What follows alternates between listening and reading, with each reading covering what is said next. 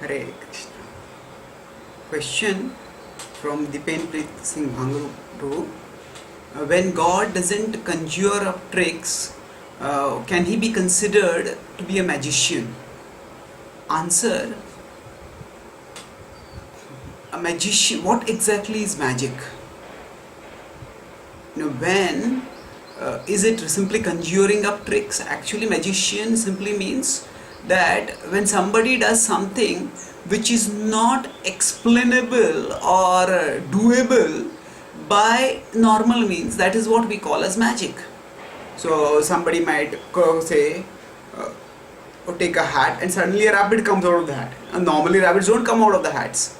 So we consider a person who brings a rabbit out of hat magician, because that person seems to be able to do something which others are not able to do. Now, magic can be false or genuine.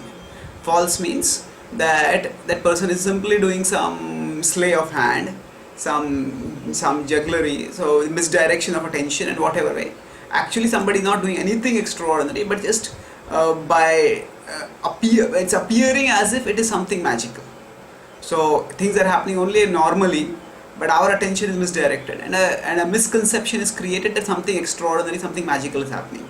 That is one kind of magic. The other is that some people have some mystic powers. So somebody doesn't just there is already, it's not that there is somehow a rabbit already there in the hat and it's being pulled out, but we don't notice that the rabbit is there. But the other is, there are mystic siddhis, by which one of the siddhis is prapti siddhi. So by which one can actually obtain objects from elsewhere. Now, that, how does that happen? That is, there are multiple dimensions to the universe, and just as an ant which travels in 2 dimension across the ground and then say up a wall to go across diagonally from one end of the room to another, that ant will take much more distance. But if the ant could go diagonally, say there is a pole from the left bottom of the room to the right top of the room, then the ant could be able to go much faster. So just as when we go from 2 dimensions to 3 dimensions, the distance can decrease. Similarly, the distance can decrease when one has access to higher dimensions. So by Prapti Siddhi, somebody can get something which is far away. So now, is Prapti Siddhi magic? At one level, because modern science cannot explain it, so it could be called magic. But actually, there is an order behind that also. There is an order behind how that particular yogi or that particular magician is able to do that. Now, most magicians today don't have magic siddhis. Even most godmen who claim to do this siddhis, they are also doing mostly jugglery of hands or something like that. But even if somebody has mystic siddhis, which can be called as magic in general parlance, there is an explanation for that in terms of the subtle laws. So when we say some magic is magic conjuring of tricks, yes, at one level, if it is just misdirection of vision, as is done by common magicians. Another, is it conjuring of tricks by mystic siddhis, by those who have mystic siddhis? Not exactly. They have done austerities, they have powers, but yes, there is no magic there, in the sense that there is a explanation for it. So now the question comes up, when we say is God a magician? What are we trying to say? The context of the discussion is in contrast to, is God a scientist? That means, does God do things which have no rational order to them, which have no rational explanation, which are completely arbitrary? So the idea is, atheists often say that if you accept God and God is a magician, then that God is incompatible with science. I say atheists also, when they drink, atheists, even religious believers, when they drink water, you pour a glass, turn a glass upside down, you expect the water to fall into the mouth.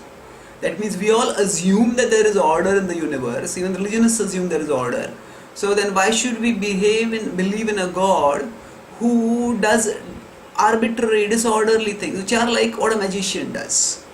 So the point is that yes, God has created the order in this world, and God normally, He ensures that things happen according to order.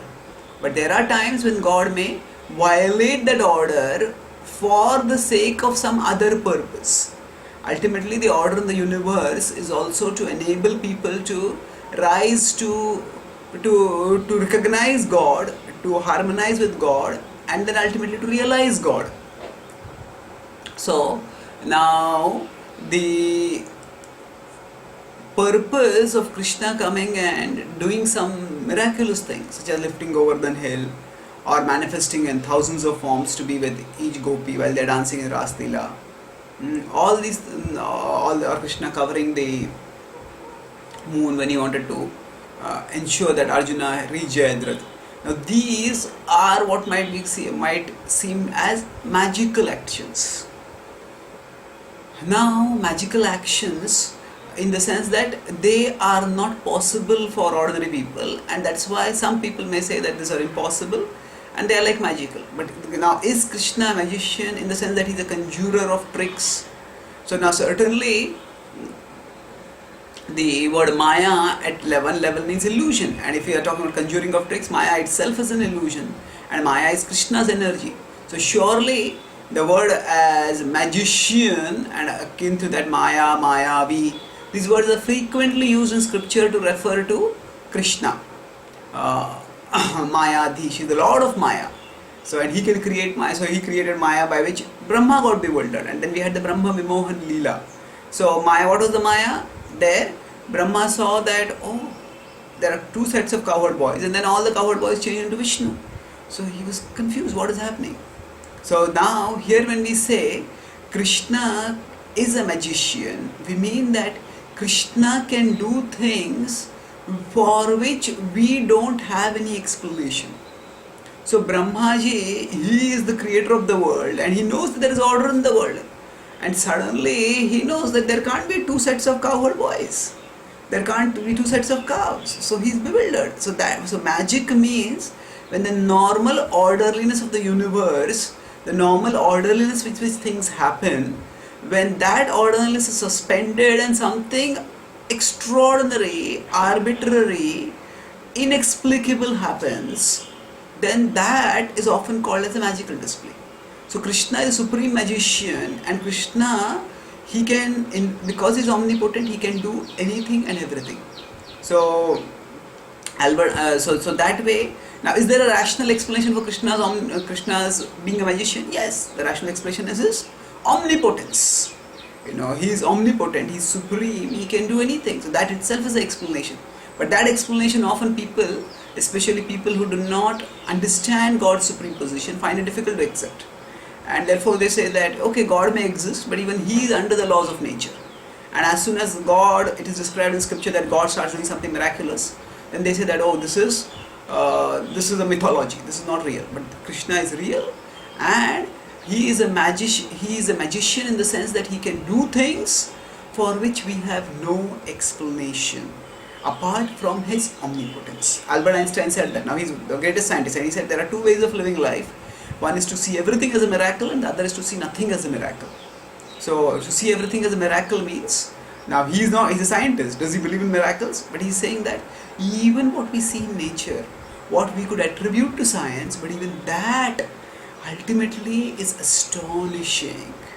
And in that sense, we do see Krishna as a supreme magician, in the sense that he has manifested this extraordinary, deeply intriguing universe, whose order is also intriguing, and how that order has come out is also intriguing. And when Krishna suspends that order, that is also intriguing, that is also fascinating. So in this way, Krishna is a magician in the sense that he has manifested so many wonderful things, some of which we are able to understand, some of which we are not able to understand. And whatever we are able to understand, Krishna can do things which are beyond our understanding also. And in that sense, he is the supreme magician, and becoming charmed by his magic is the supreme perfection of life. Thank you. Hare Krishna.